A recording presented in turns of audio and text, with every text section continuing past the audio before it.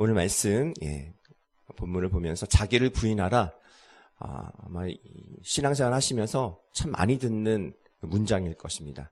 아마 바깥의 세상 사람들은 이런 단어를, 이런 문장을 들을 일은 거의 없으실 것 같아요. 근데 이것이 얼마나 중요한지 오늘 예수님을 따르는 자, 따르려 하는 자는 자기를 부인해야 함을 말씀하고 계십니다. 그리고 자기 부인을 했을 때 비로소 자기 십자가를 질 수 있고 주님을 따를 수 있다 말씀하고 계십니다.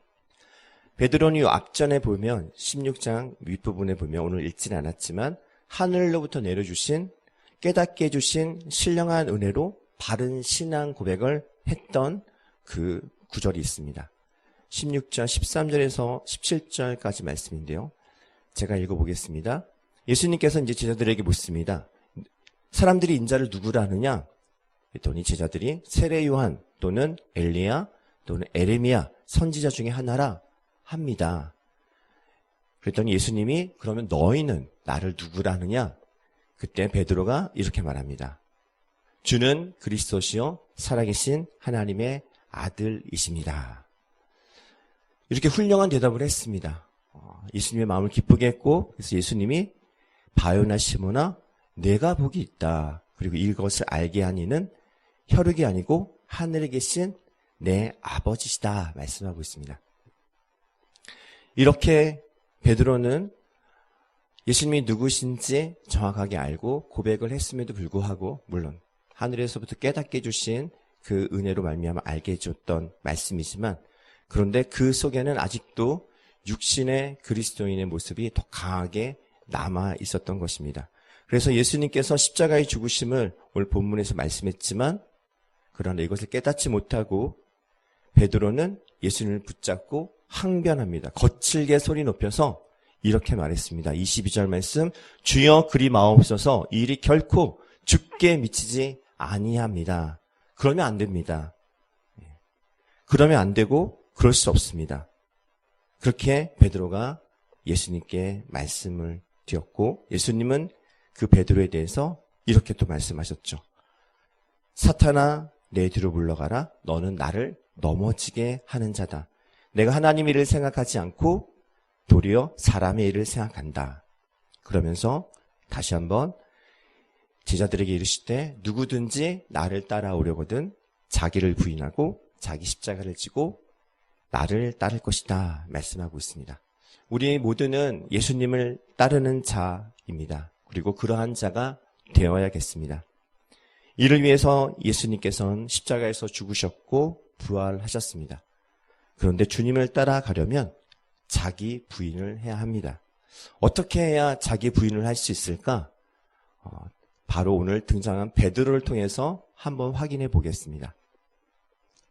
마태복음 26장 후반으로 가면 예수님께서 이제 마지막 밤에 오늘 밤 너희가 다 나를 버릴 것이다 이야기했을 때 베드로가 이렇게 말합니다. 모두 주를 버릴지라도 나는 결코 버리지 않겠습니다.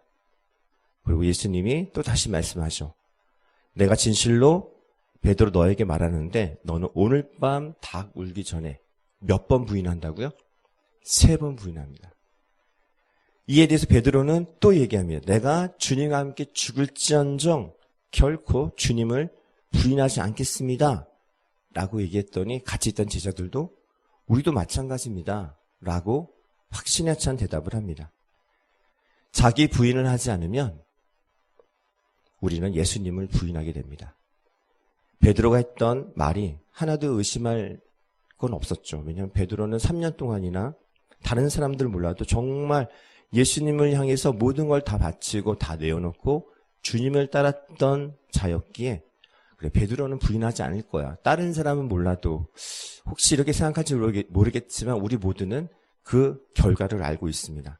베드로는 정말로 닭이 울기 전 예수님을 3번 부인합니다. 그 말씀이 또 26장 후반에 또 나오는데 한 여종이 일단 베드로는 예수님이 잡혀간 대제사장의 뜰까지 쫓아갑니다.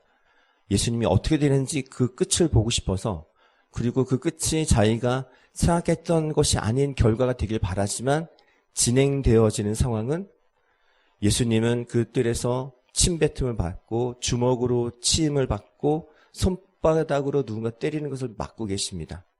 그리고 비아냥거리는 그들의 소리를 듣고 계신 것을 그 뜰에서 여종들과 함께 섞여서 앉아서 지켜보고 있습니다. 근데 그 중에 한 여종이 베드로에게 너도 그와 같이 갈릴리 사람 예수와 함께 있지 않았냐 했더니 베드로는 모든 사람 앞에서 부인하면서 나는 너가 무슨 말하는지 몰라. 나는 모르겠어. 또 다른 여종이 또 얘기합니다. 이 사람은 나사렛 예수와 함께 있던 거 내가 봤습니다. 이 사람 그 제자 맞습니다. 했더니 그때는 맹세하고 또 부인하면서 나는 그 사람을 스승도 랍비도 그리고 선지자도 아닌 주는 그리스도시요 살아계신 하나님이라고 고백했던 그분을 그 사람이라고 말하면서 알지도 못한다라고 말합니다. 그리고 또 잠시 후에 또 다른 이가 그에게 또 얘기하니 이때는 저주까지 하며 맹세하고 그 사람을 알지 못한다 말을 한 후에 예수님께서 말씀하셨던 것처럼 닭이 웁니다. 세상에서 우리는 인정을 받기 위해서 열심히 살아갑니다. 이것을 탓할 사람은 없죠.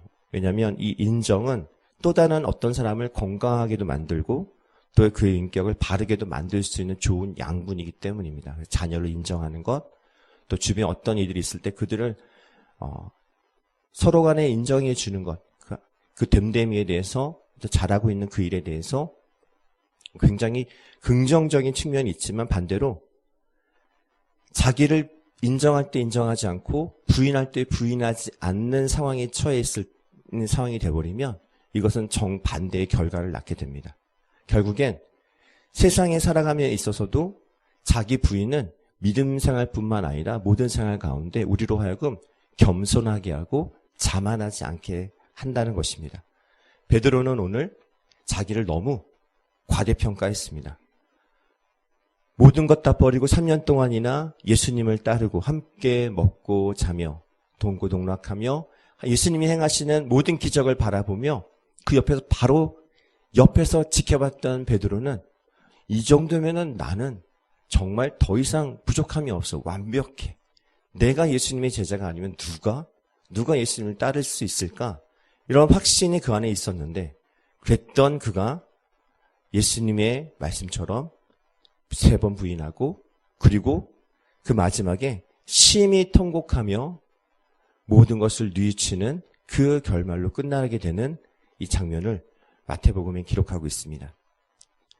예수님은 베드로를 정말 특별히 사랑하셨던 것 같습니다. 오늘 이 시간 이 자리에 계신 성도님 한 분 한 분을 예수님이 우리 하나님이 정말 특별히 사랑하신 것처럼 베드로도 정말 특별히 사랑하셨기에 그는 예수님이 가는 곳마다 골라서 특별히 구별된 곳까지도 데리고 다녔습니다. 마지막 예수님께서 기도하셨던 그 자리 겟세마네 그곳에 갈 때에도 베드로와 야고보와 요한 셋을 데려갔는데 예수님의 마음이 심히 고민해서 죽게 되었으니 너희도 여기 머물러서 나와 함께 있자. 그 기도의 자리로 데려갔습니다. 그 기도 가운데 예수님은 아버지여 만약 할만하시거든 이 잔을 나에게서 지나가게 하여 주옵소서 정말 땀방울이 핏방울처럼 떨어질 정도로 간절히 기도했고 결국엔 나의 뜻대로 마시고 아버지의 뜻대로 하옵소서 그리고 그들에게 돌아갔는데 그 베드로와 제자들은 자고 있었습니다. 그러면서 예수님이 말씀하십니다. 너희가 나와 함께 1시간도 이렇게 깨어 있을 수 없더냐? 시험에 들지 않게 깨어 기도하라. 오늘 우리가 이렇게 금요 기도에 기도하고 새벽에 기도하고 수시로 기도하고 쉬지 않고 기도해야 될 이유는 시험에 들지 않기 위해 깨어 있어야 되기 때문입니다. 한순간도 우리가 깨어서 기도하지 않고 자기 부인을 멈추는 순간 우리는 나도 모르는 사이 나는 절대 안 그럴 거야 라는 그런 자만과 교만 가운데 누구를 부인하게 되냐면 예수님을 부인하게 됩니다. 예수님은 아셨습니다. 베드로가 어떻게 행할지 어떤 결말로 치닫게 될지 그리고 얼마나 통곡하며 후회하게 될지 피눈물을 흘릴지 예수님은 아셨습니다. 자기 부인을 하지 않으면 자기 부인을 하지 못하면 예수님을 부인하고 결국엔 심히 통곡하며 후회하게 됩니다. 우리는 아무것도 아닙니다. 나의 나 된 것은 주님의 은혜입니다. 나는 죄인입니다. 구원받았지만 여전히 나는 육신의 죄악 가운데 아직도 거하고 있고 육신의 정욕과 안목의 정욕과 이생의 자랑을 쌓고 쌓는 미련하고 어리석은 죄인입니다. 라고 날마다 주님께 고백하며 나를 부인하며 주님을 더욱더 붙잡는 그렇게 고백하는 성도 모두가 되시길 바랍니다. 우리 믿음 생활 속에는 언제나 내가 죽고 주님이 말씀하시고 또 주 성령이 행하시는 삶이 되도록 자기를 부인하고 자기 십자가를 지고 주님을 따르는 결단과 고백이 끊이지 않아야겠습니다. 또 한 명의 사람이 있습니다. 이 사람은 태초에 창조되었던 사람, 다시든 아담입니다. 그리고 하와입니다. 그들도 하나님께서는 정말 특별히 사랑하시고 하나님의 완벽한 계획 가운데에 정말로 창조의 마지막, 퍼즐의 마지막 조각을 맞추는 것처럼 그 사람을 창조하신 이후에 하나님은 그 모든 것을 보시기에 심히 좋았다라고 말씀하고 있습니다. 하나님이 얼마나 그 광경을 기뻐하시고 즐거워하셨을까? 그리고 뿌듯해하셨을까? 그리고 앞으로 만든 그 피조물이 하나님의 형상을 닮은 사람을 통해서 생육하고 번성하고 땅에 충만하여져서 정복하며 모든 생물을 다스리는 그 모습을 얼마나 기대하시고 바라셨을까? 근데 그 창조의 세계 가운데 잘못된 일들이 서서히 시작하게 되었습니다. 무엇인가 하면 피조물이 피조물로 만족하지 못하고 있어야 할 그 자리를 벗어나서 그 이상의 것, 하나님의 자리를 하나님과 같이 되기를 탐하는 죄악이 일어나기 시작했습니다. 그래서 하나님의 영으로 하나님의 뜻을 받들어 순종해야 될 천사들, 그 중에 타락한 천사가 나타났고 그들은 또 하나님께 교만하며 하나님의 형상을 닮은 사람들에까지 찾아왔습니다. 그리고 하나님과의 관계를 파괴하기 시작했습니다. 결국에 아담과 하와는 하나님께서 허락하지 않고 그리고 그것만큼은 만지지 마라. 그리고 먹으면 죽는다 했던 선악과를 따먹고 그 하와도 먹고 함께한 아담에게까지 주며 모두 다 눈이 밝아져서 하나님과 같이 된 것이 아니라 눈이 밝아져서 수치와 부끄러움을 알게 된 그러한 삶을 살게 되었던 것입니다. 마찬가지로 자기를 부인하지 않으면 우리는 교만하며 죄악 가운데 빠져들며 하나님과 같이 되는 것이 아니라 수치와 부끄러움으로 하나님의 낯을 피해서 하나님이 없을 것 같은 곳으로 자꾸만 숨는 것입니다. 오늘도 이 세상 가운데 하나님께서 찾으시는 아담아 내가 어디 있느냐라고 부르는 그 음성을 듣고 와야 될 그 잃어버린 영혼들이 자꾸 숨습니다. 하나님의 낯을 피해서 본인의 죄로 인해서 수치스럽고 부끄러운 것을 드러내고 싶지 않아서 하나님 앞에 나타나기가 두려워서 자꾸 숨습니다. 그 숨어버리는 그 잃어버린 영혼들을 우리가 자기 부인을 하며 날마다 십자가 지고 주님을 따르겠다라고 다짐하는 우리 성도님들이 그들을 주님께로 인도해야 될 그런 책임과 의무가 있다고 오늘 말씀하고 있는 것입니다. 우리가 주님의 십자가를 따라가는 그 순간 나를 통해서 또 다른 이들이 수치와 부끄러움 가운데 있던 그들이 하나님의 낯을 피하는 것이 아니라 하나님의 영광 가운데 나오는 은혜를 누리게 될 줄 믿습니다.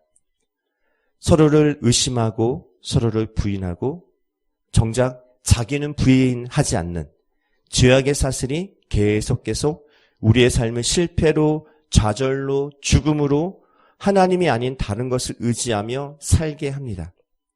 자기를 부인하는 그러므로 인해서 나를 창조하신 하나님의 손 안에 그리고 나를 살리신 예수님의 그 십자가의 사랑 안에 그리고 나를 오늘 이 자리로 이끄신 성령님의 그 은혜 안에 거하게 하심이 바로 나를 부인하고 내 십자가를 지고 주님을 따르는 길로 나아갈 때 주어지는 은혜임을 믿습니다. 오늘 저물어가는 2023년 정말 저물었습니다. 앞에 처음에 화면 혹시 보셨나요? 저는 이 화면 볼 때마다 그림이 너무 저는 그 때마다 성탄 그 화면도 너무 너무 정말 예쁘다고 해야 될까요? 참 하여튼 인간이 만들었지만 참 잘 만들었다 싶은, 오늘도 아까 십자가에 이렇게 해가 지는 또는 해가 뜨는 것 같은 그런 그림이었거든요.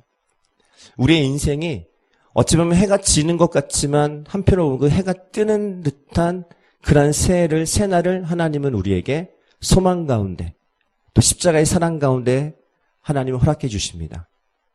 우리가 이 2023년이 끝이라 생각할지 모르겠지만 하나님은 또 다른 새해를 하나님의 구원의 여정 가운데, 그 놀라운 계획 가운데 우리를 부르셔서 시작하게 하실 것입니다. 그럼 우리는 어떠한 모습으로 새해를 맞이하고 또 새해를 이 한 해를 마무리할까요? 나를 부인하고 올 한 해 모든 것 주신 그 하나님, 그 모든 것은 하나님의 은혜입니다 라고 모든 영광 하나님께 돌리고, 나는 여전히 죄인입니다, 나는 할 수 없습니다, 그러나 하나님의 은혜로 족하오니 나를 쓰시겠다 하신다면 기꺼이 주님께 나아가겠습니다. 이렇게 나를 낮추고 겸손한 우리 성도님들의 고백이 되시길 바라겠습니다. 2024년 복음을 모든 이들에게 전할 때 그곳엔 반드시 열매가 맺히는 것이 하나님의 말씀의 진리입니다.